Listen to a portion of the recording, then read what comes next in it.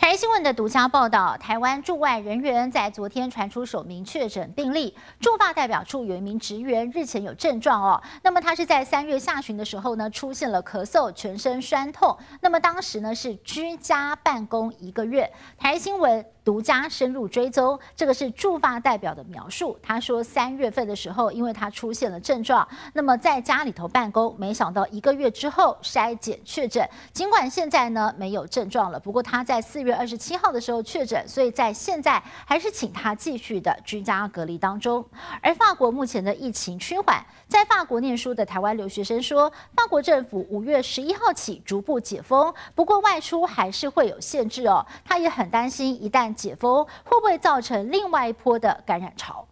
疫情肆虐全球，台湾的驻外人员出现首位确诊病例。一名驻法国代表处的职员在3月下旬的时候出现咳嗽、全身酸痛的症状。驻法代表吴志忠让他居家办公1个月，原本以为已经好了，但保险起见，4月23号进行采检，却在27号确诊。虽然目前没有症状，但还是持续居家隔离。他本来是要回来上班，那我是为了安全起见啊，所以请他去看医生。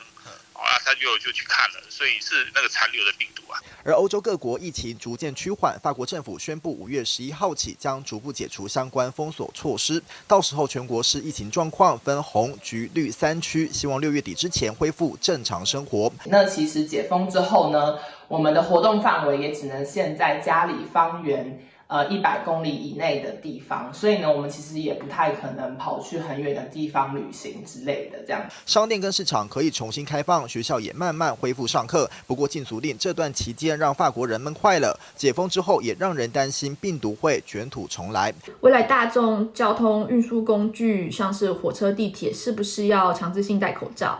因为没有办法保持安全距离。那目前这个还在讨论。